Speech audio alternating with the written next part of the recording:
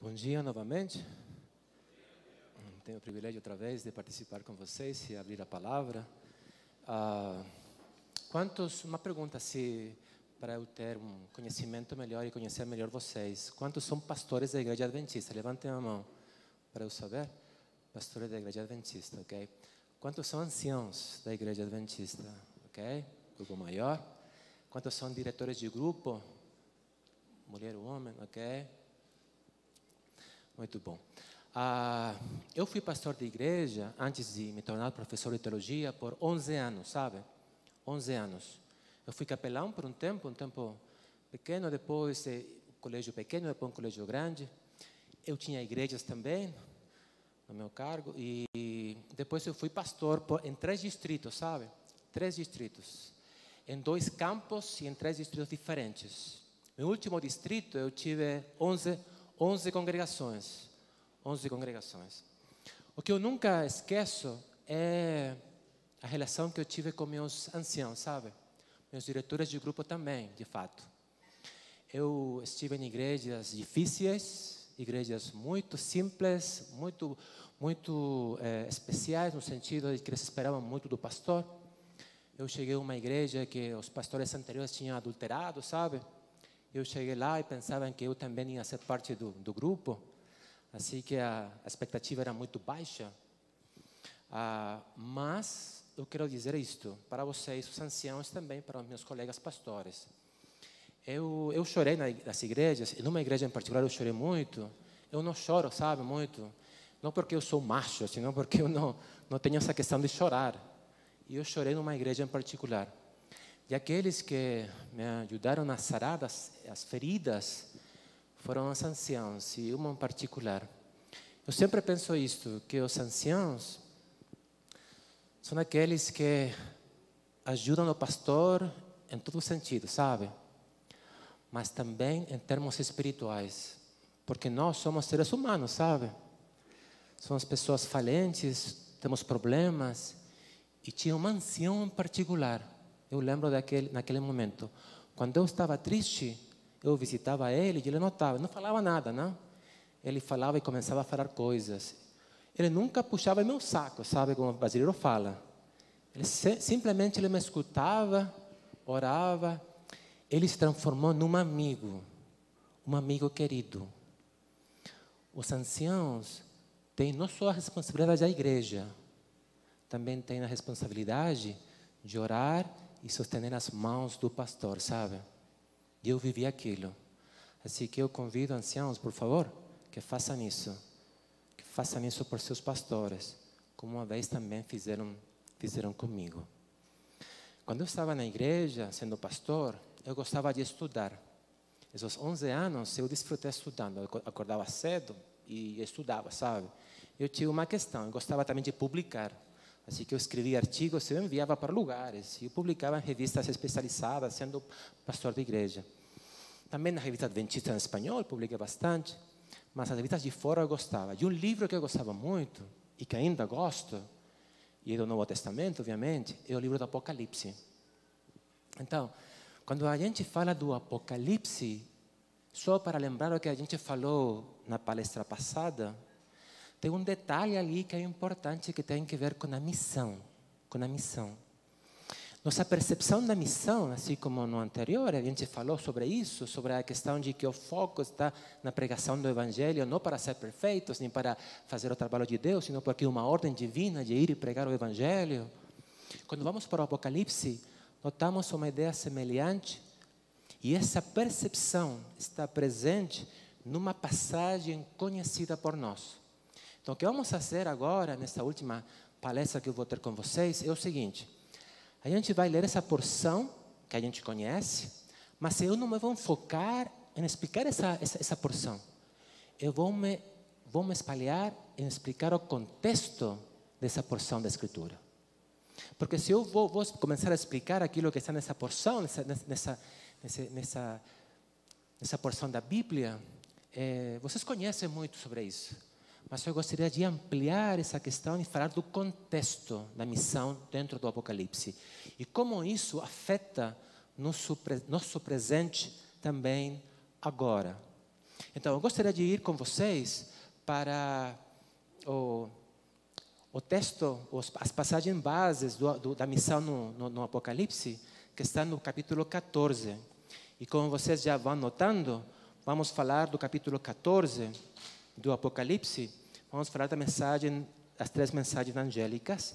Mas, novamente, meu foco não vai estar nelas, vou me referir a elas, mas meu foco vai estar no contexto que elas foram dadas e em que sentido isso afeta nossa pregação e nossa missão hoje. Então, vamos para o capítulo 14, texto muito conhecido por nós, isso é fantástico, capítulo 14, verso 6 até o verso 12. Apocalipse 14, verso 6 até o verso 12.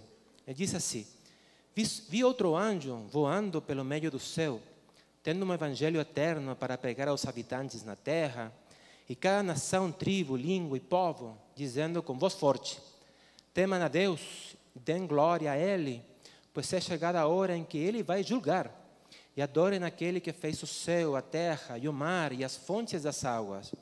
Seguiu outro anjo, e o segundo dizendo: caiu a grande Babilônia, que fez com que todas as nações bebessem no vinho do furor da sua prostituição. Seguiu-se a esses outro anjo, o terceiro, dizendo com voz forte: se alguém adora a besta e a sua imagem e recebe a marca na testa ou na mão, também nesse beberá do vinho do furor de Deus, preparado sem mistura no cálice da sua ira, e será atormentado com fogo e enxofre, diante dos santos anjos e na presença do Cordeiro. A fumaça do seu tormento sobe para todo o sempre. E os adoradores da besta e da sua imagem, e quem quer que receba a marca do nome da besta, não tem descanso algum, nem de dia, nem de noite. Aqui está a perseverança dos santos, os que guardam os mandamentos de Deus e a fé de Jesus. Essas 3 mensagens angélicas nós pregamos usualmente sempre, e temos 3 conceitos ali que são importantes de sublinhar. Uma é a questão do evangelho eterno, que tem uma relação direta com o julgamento, com o juízo investigativo. A segunda é a queda de Babilônia, a queda da confusão. E o terceiro elemento é o envolvimento mundial. E como, neste momento, é importante que as pessoas saibam que a adoração da besta e tudo aquilo que é errado não pode ser seguido, porque depois eles receberão as pragas. Como resumo, é um resumo muito simples, sabe? Um resumo que nós temos que ter em mente quando nós vamos e pregamos essas mensagens. Mas o importante dessa mensagem é o seguinte: é o contexto delas. Então, o que eu vou fazer com vocês neste momento é usar um pouco de imaginação bíblica, sabe? É dizer, ir para o texto bíblico sem ir para ele, porque eu acho que vocês conhecem ele. Vamos ir para alguns textos específicos, mas em geral eu gostaria que vocês me ajudassem nesse sentido ali, e para saber o contexto e o que significa este contexto. O primeiro contexto, que esta mensagem é pregada, essa mensagem que nós pregamos agora, no presente, aqui no Brasil, tem que ter uma relação direta com um primeiro elemento. E esse primeiro elemento é a paródia. O que é isso? A paródia tem que ver com a mentira, tem que ver com o engano. Se você se lembra na palestra passada, Jesus disse que vós não sejam enganados. E o engano aparece presente. O engano é uma questão importante dentro da pregação que nós estamos tendo. Porque talvez estamos sendo enganados, sem reconhecer que estamos sendo enganados.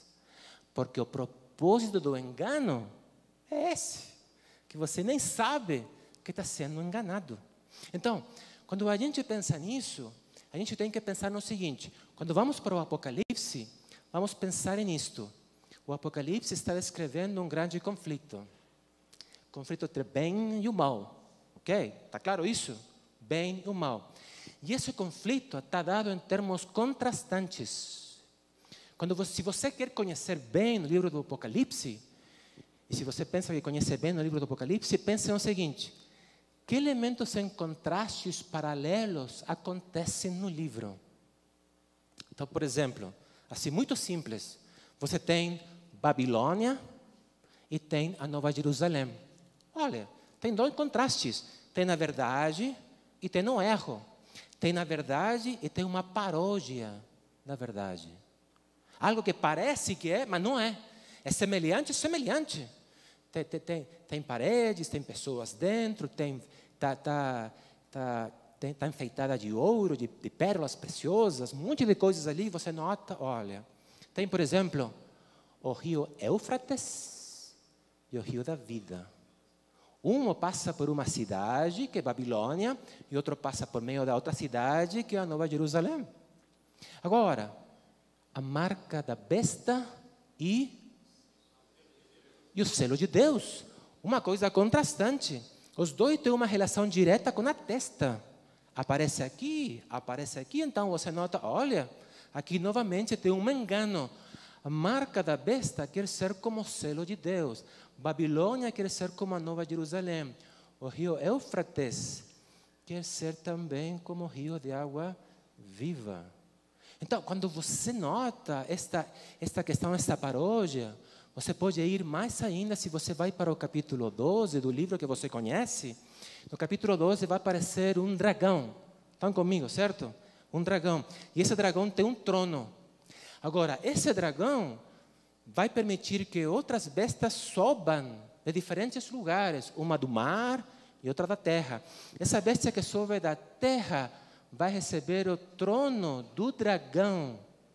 E essa bestia que sobe da terra vai ser ferida e vai morrer, mas vai ressuscitar, porque sua ferida mortal vai ser sarada, vai ser curada. Você se lembra do quê?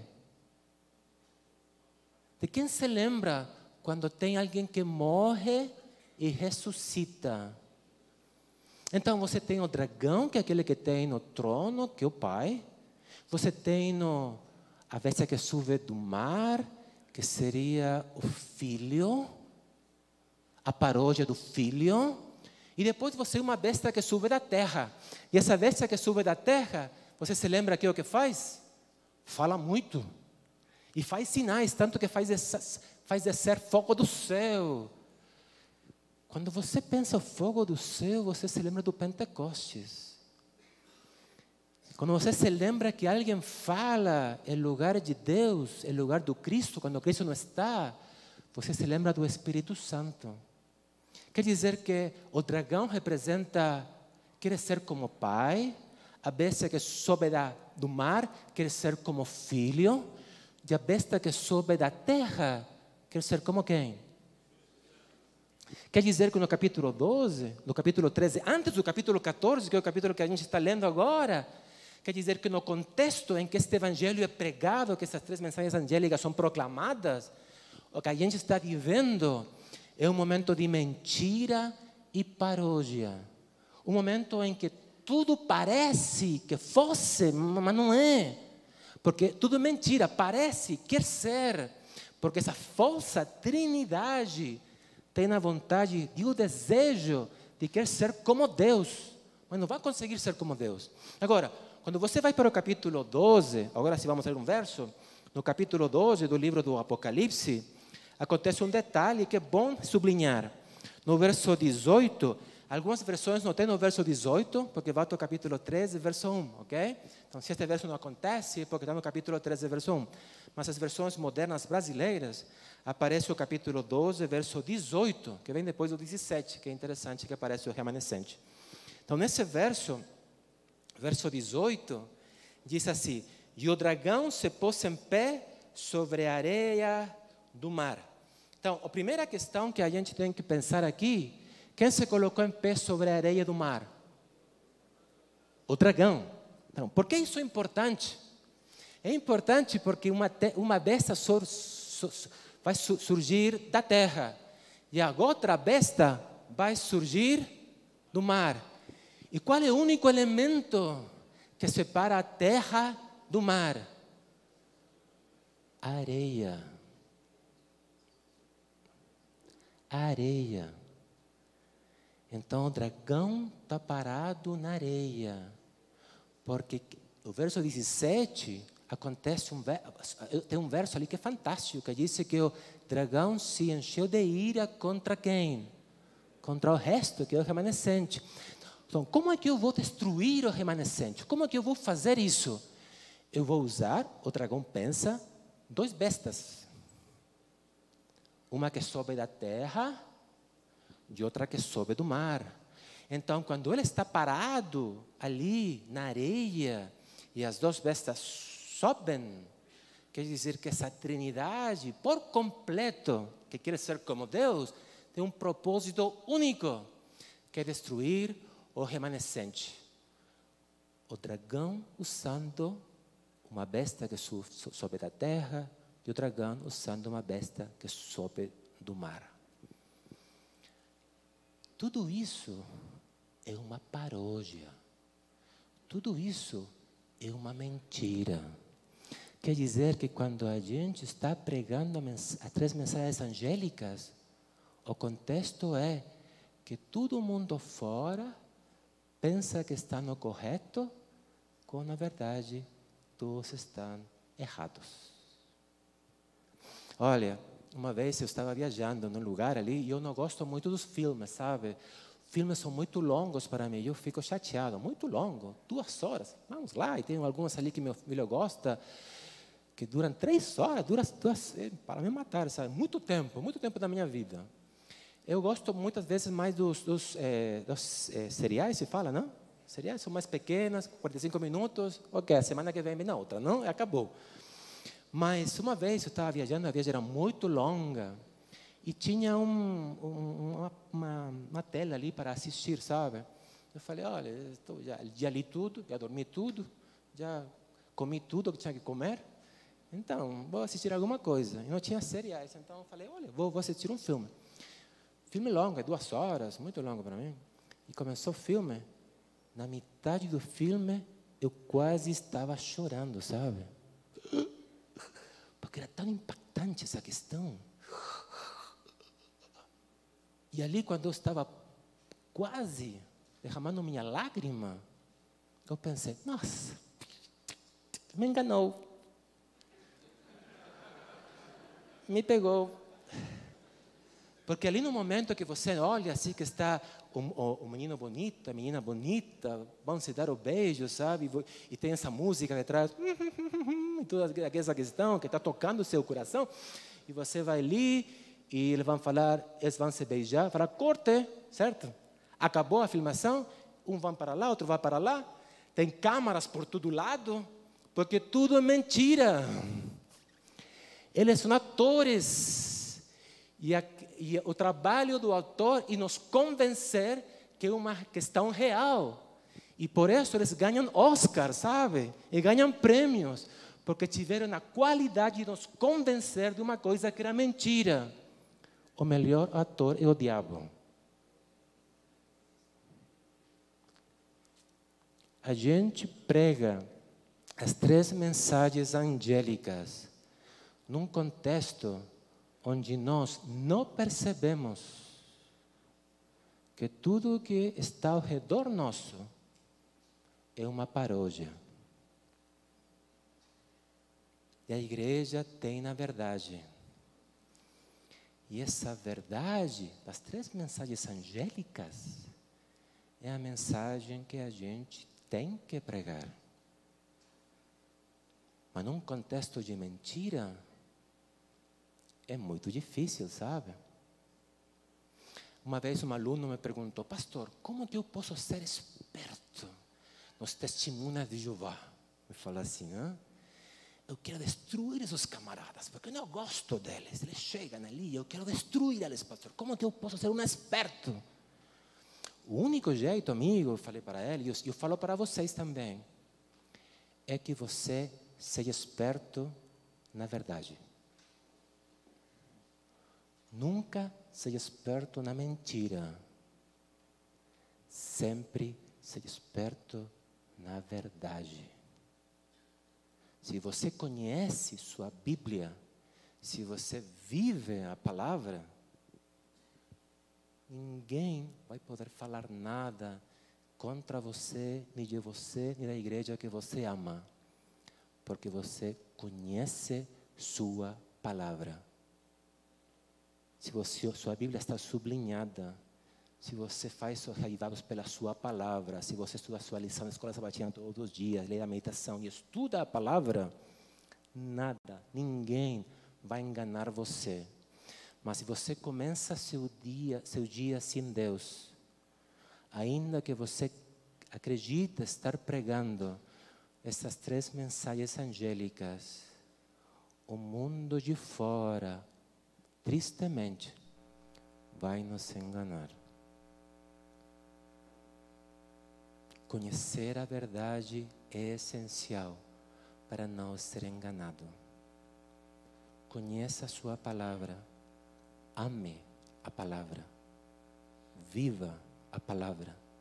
E quando você pregue, todo mundo saiba que você acordou com a palavra. Agora, esse contexto de mentira, esse contexto que está presente aqui, que é uma realidade que vou voltar depois para falar de algo semelhante, que tem uma conexão direta com essa questão, tem que ver finalmente com o que este grupo está pregando. Agora, por que este grupo acontece? Por que este grupo aparece?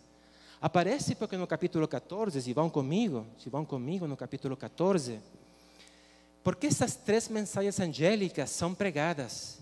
Estas 3 mensagens angélicas são pregadas porque no capítulo 14 aparece um grupo, e esse grupo que aparece é chamado de... Qual é o número que aparece ali? O número que aparece, 144 mil. Agora, o que para mim é interessante é, quando você vai para a segunda mensagem angélica, a segunda mensagem angélica diz que caiu Babilônia. Quando nós pregamos a verdade, estamos anunciando e proclamando que a confusão caiu e que as pessoas podem ser liberadas pela verdade e pela palavra. Mas quem é esse grupo que vai pregar? Esse grupo que vai pregar é chamado de 144 mil. Agora, é interessante quando nós pensamos nessa questão, e não temos que esquecer esta realidade, esta verdade, que tudo tem um contexto, sabe? E esse contexto, essa pregação acontece no capítulo 14. Então, quando a gente vai para o capítulo 14, obviamente a gente tem que ir para o capítulo 13. Porque quando a gente pensa nessa questão da paródia, da mentira como primeiro elemento, um segundo elemento vai surgir. É que o remanescente prega num contexto onde a mentira está presente, mas essa mentira tem um caráter de sensibilidade, sabe? Um exemplo. Vão comigo para capítulo 16, verso 14. Capítulo 16 do Apocalipse, verso 14. Então, enquanto o mundo, nós pregamos a tripla mensagem angélica, estamos pregando as mensagens dos 3 anjos, olha o que vai fazer um grupo especial. Verso 13.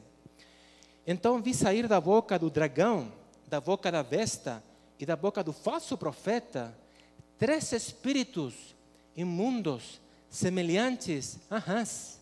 São espíritos de demônios, operadores de sinais, e se dirigem aos reis do mundo inteiro a fim de juntá-los para a batalha do grande dia do Deus Todo-Poderoso.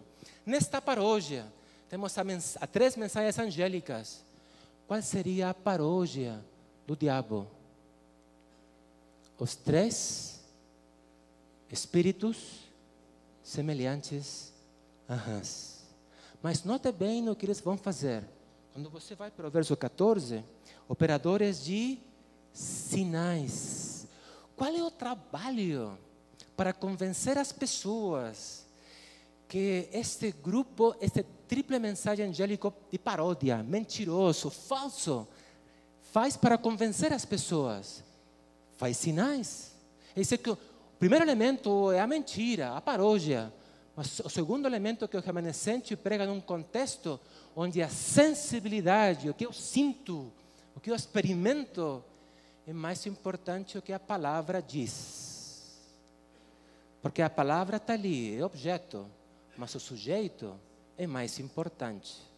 Se você vai para o verso 13, capítulo 13, antes da pregação que acontece no mundo, vamos falar sobre isso, o verso 13, diz assim, é muito interessante, também opera grandes sinais, de maneira que até faz descender fogo do céu sobre a terra diante das pessoas. Quer dizer que o foco, novamente, está nos sinais. Quando a gente está pregando da verdade, daquilo que você tem que acreditar, independentemente dos sinais que possam acontecer no mundo, o diabo está dizendo, eu vou te apresentar sinais.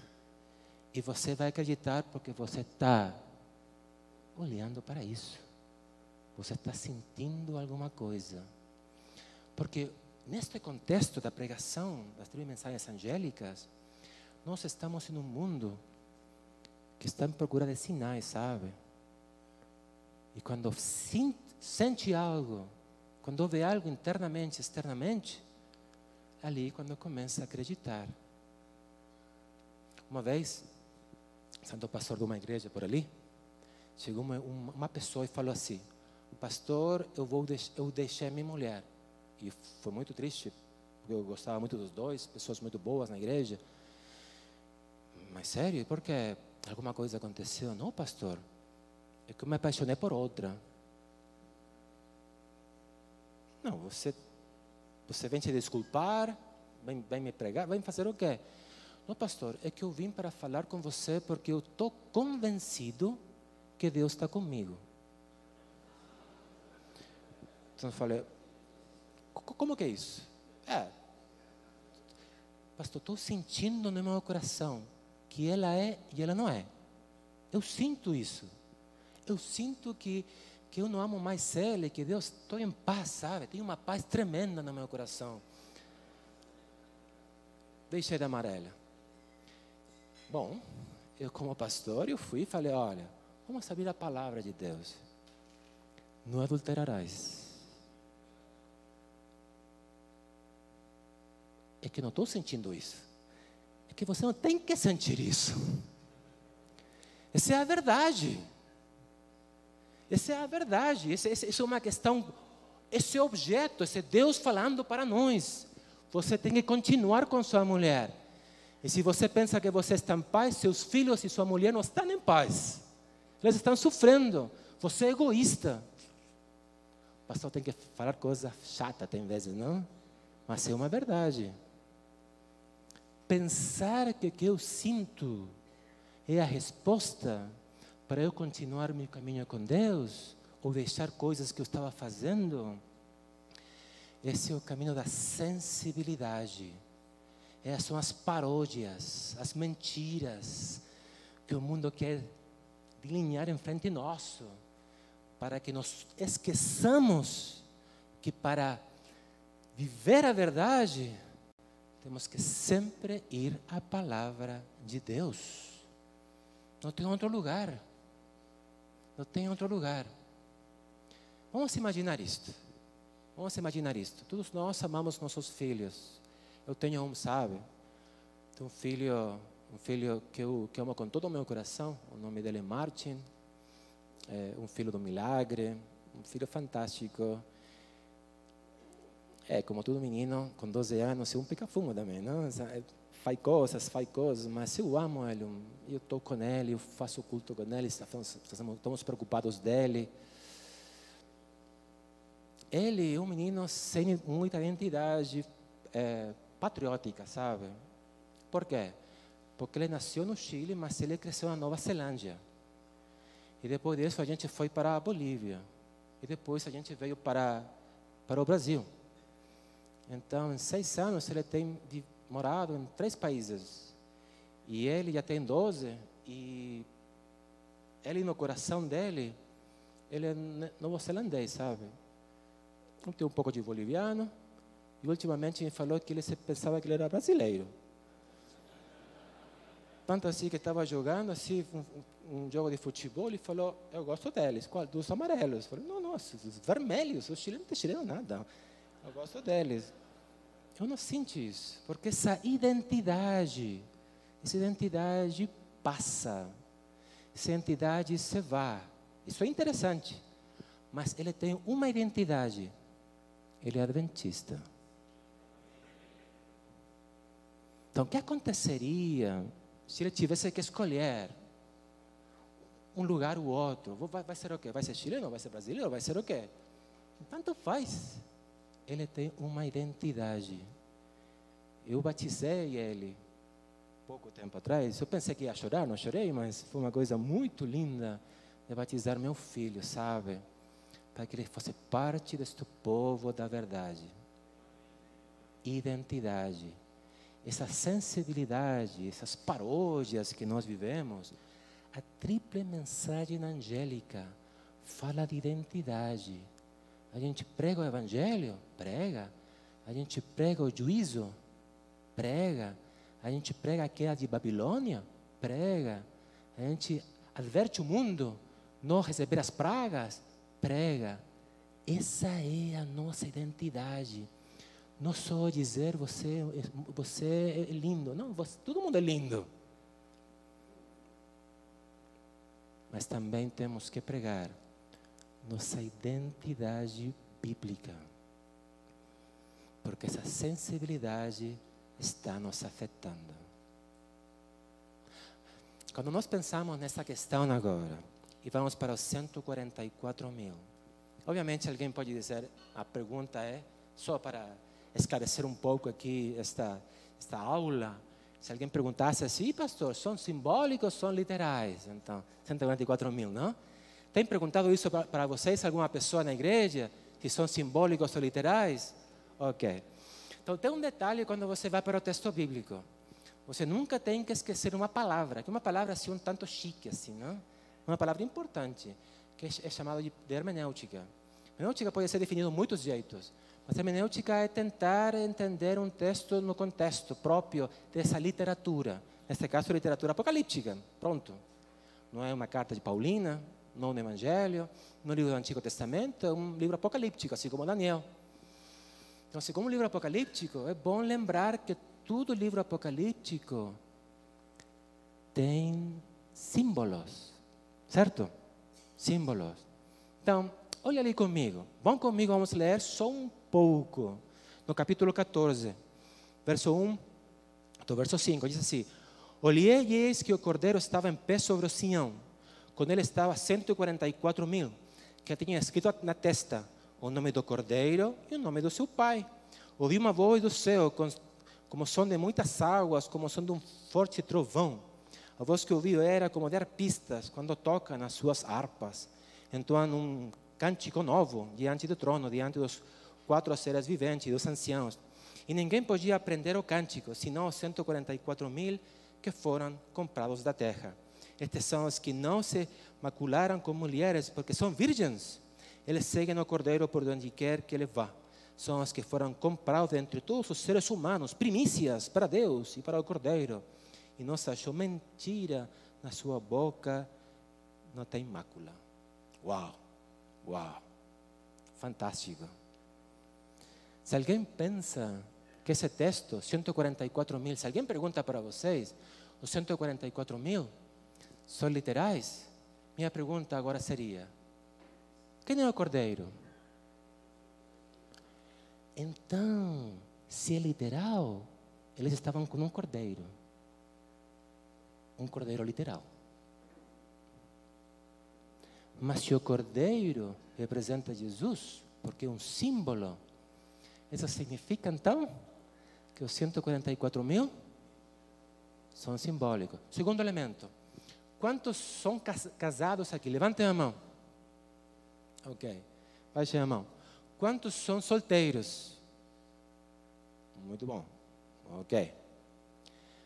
Todos os casados, incluído eu, estamos lascados, sabe?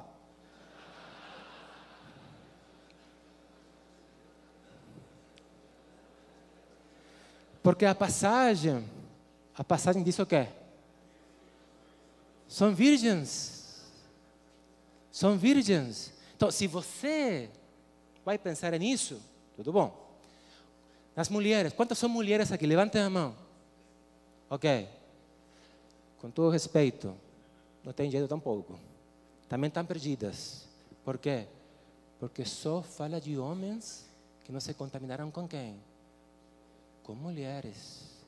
Então, se você vai para o texto bíblico, você pode descobrir essa imagem muito linda no capítulo 7, aparece os 144.000, no capítulo 5 aparece o Cordeiro. Todas elas são narrativas diretas antes de chegar à consumação do capítulo 14, sem dúvida. Mas só usando a lógica, vê que os 144.000 são de redimidos da terra, e o verso último eu gosto demais, porque o verso 5 diz assim: e não se achou mentira. Alguém falia, olha ali, perfeccionismo. Não, pensa no seguinte: a besta fala mentira, os 144.000 falam a verdade. Por quê? O que é o que eles falam? A tripla mensagem angélica. Não tem mentira, porque eles não pregam na mentira, eles pregam na verdade. Que triste seria que alguém daqui estivesse pregando a mentira, mas sempre é meu desejo dizer que todos nós, por causa de que somos membros da igreja adventista que tem a verdade, que prega a verdade, todos nós estamos pregando a verdade. E nenhum de nós tem mentira na sua boca. Agora, 2 elementos a gente viu já. Primeiro é a questão da paródia. Pregamos num contexto de mentira, ideologizado, sabe? Tudo é ideologia. Você fala uma coisa, tem problema. Fala do homem, a mulher não gosta. Fala da mulher, o homem não gosta. E ali você sabe que tem uma disputa ideológica. E aqui no Brasil isso é muito forte. Estou correto ou não? A ideologia é muito forte. Você sai, prega e luta contra isso, pregando a verdade. A segunda é a questão do remanescente pregando um conteúdo de sensibilidade. Porque essa paródia nos faz pensar que o que eu penso, o que eu acredito é importante, mas o mais importante é minha identidade como cristão, que está na palavra de Deus. Sou adventista do 7º dia se prego aquilo. Um terceiro elemento é o contexto da violência, sabe? Se você vai para o capítulo 13, no capítulo 13 você vai notar que tem elementos de violência. Vivemos em um mundo violento. Violência ideológica, violência verbal, violência física, violência religiosa. Num mundo violento. Quando a gente estuda esse mundo violento, temos que lembrar que o Apocalipse tem uma, especialmente Apocalipse 13, tem uma chave hermenêutica para nós entender bem o que ele quer falar. Essa chave hermenêutica é o livro de Daniel. Essa tem sido uma bênção para mim, estudar o livro de Daniel agora, tendo como autor um professor brasileiro, Elias Brasil de Souza. Sim, uma bênção. Como ele está estruturando as ideias, os conceitos simples, que são muito difíceis, mas ele faz tudo simples. E umas coisas que você tem que notar, que a gente estudou no tempo atrás, foi o capítulo 3 de Daniel. Então você pensa assim, toma o capítulo 13 e toma o capítulo 3 de Daniel. Vamos pensar. No capítulo 3 de Daniel, tem uma imagem. Você lembra ou não? Ok. No capítulo 13, tem imagem? Tem uma imagem. Você nota, olha, aqui tem um contexto. Conteúdo interessante, um paralelo aqui, do velho para o novo. Segunda questão, tem grupos de pessoas? Tem, por um lado, um grupo de pessoas mais específico, provavelmente os líderes, certo, babilônicos, e por outro lado, mais universal, grande, pequeno, rico, pobre, todo mundo. Ok? Novamente um paralelo. Terceiro paralelo, tem perseguição por questões religiosas? Tem. No capítulo 3 tem perseguição. Se você não se ajoelha, você vai parar aí no forno de fogo. Está correto? Fornalha de fogo. Eu sabia que estava errado.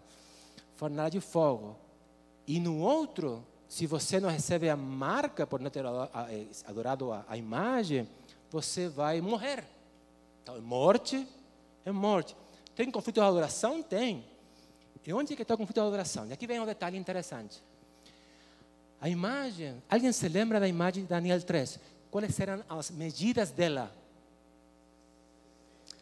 60 por 6. E o número da besta, qual é? Isso é interessante, olha. As pessoas falam que 666. Mas a verdade é que 666 tem uma diferença é muito grande. Qual é a grande diferença? É que uma é um número completo e a outra é um número que pode ser dividido. Se eu tenho 3 6, eu posso pegar um 6 aqui, um 6 lá e um 6 aqui. Mas se eu tenho um 600, você não pode dividir. É como se falasse, qual é o número 1000? Ah, tem um 1. Tem um 1, mas tem 3 zeros também. Tem 3 zeros. Quer dizer que nossa percepção desse 666 não tem uma relação com a geometria de contar números. Não tem uma relação direta com uma questão de separação. 6 para o dragão, 6 para a besta da terra e outros 6 para a besta que subiu do mar. Entende o que eu estou falando? 6, 6, 6, porque são 3 bestas. Você não pode fazer isso. Por quê? Porque o número completo, 666. Mas o que aconteceria se eu fosse Daniel e pensaria, olha, mas o que simbolizava em Daniel? Em Daniel o que significava é o seguinte, em Daniel significa que a imagem, a estátua, é uma imagem muito sem forma, sabe? Não tem forma, 60%. Que coisa estranha. Por quê? Porque no panteão babilônico, os deuses tinham números. Um deles era 60 e o outro era 6. Então, o problema de Daniel, dos amigos de Daniel, com essa imagem, era o seguinte: a quem eu vou adorar? Não era uma questão política, era uma questão religiosa, porque a imagem representava a falsa adoração. E agora, o 666, com esse paralelo, que representaria simbolicamente, então, o número da falsa adoração que é feita em um dia que não corresponde. O dia que não é o verdadeiro. O dia que é a mentira. Quer dizer, então, que esse contexto de violência é um contexto de violência religiosa. Quer dizer que quando nós pregamos para um mundo violento, um mundo que não quer escutar, e que ao fim do tempo, por causa desta profecia que a gente leu, essa violência vai se tornar ainda mais forte cada dia. Quer dizer que quando nós pregamos a terceira mensagem angélica, qual é? Não receba que coisa? A marca. Não adora quem? A imagem e a besta. Você vai receber as pragas. É uma mensagem para aqueles que estão dentro desse grupo, também violenta. E vai responder violentamente. Quer dizer que nós nunca temos que esquecer que o Evangelho, tristemente, pode também causar uma resposta violenta em contra de nós. Quando pegamos a terceira mensagem angélica, neste conflito de adoração, somos perseguidos, somos maltratados e somos humilhados. Porque isso é o que vai acontecer em termos de contexto. Finalmente, quarto ponto. Primeiro é a paródia. Pregamos num mundo irreal, mentiroso, ideologizado. Segundo, pegamos num mundo sensível, que só quer sentir aquilo que ele quer sentir. Terceiro, um mundo violento, dentro de um contexto de adoração. E um quarto elemento tem que ver com a mensagem. Isso é muito interessante, porque tem que ver com o conteúdo do que nós pregamos. O conteúdo de que nós pregamos tem relação direta com nosso estudo da Bíblia, sabe? Nós pregamos e gostamos de pregar o Apocalipse. Eu gosto de pregar o Apocalipse. Mas nós esquecemos que quando começamos a pregar o Apocalipse, os 144.000 estão com quem? Estão com o Cordeiro. De fato, essa é uma questão interessante. Vocês notaram que eu não falei da fornalha de fogo ardente? Eu não falei sobre isso. Por quê? Porque no capítulo 3 tem essa fornalha do fogo ardente, que é a perseguição. E aparece quem? A gente estudou isso. Quem protege seus 3 amigos? Um filho como dos deuses. E a gente acredita que esse filho dos deuses é quem? Ok. No Apocalipse, mas cadê? Cadê essa proteção? Bom, João vai dizer, a proteção agora é porque eles estão com Jesus no Monte Sião. Então você tem que continuar lendo. No capítulo 13, você fica assim, sem esperança, sem jeito, sem nada. Só perseguição, só tristeza. Mas no capítulo 14, aparecem esses 3 amigos multiplicados por muitos. O filho dos deuses agora é um cordeiro. Cordeiro protegendo seu povo dos tempos finais. Agora, o que significa isso? Que o conteúdo da minha mensagem nunca tem que deixar de lado a personagem mais importante de todas, Cristo. Quando eu prego do fim do tempo, nunca tem que esquecer, nunca temos que esquecer. Ellen White diz assim, Deus odeia o pecado, mas ama quem? Mas tem pensado que nós muitas vezes erramos em aplicar esse princípio para nós? Odiamos o pecado e também o pecador? Odiamos a doutrina medieval católica e odiamos de passo a quem? Os católicos.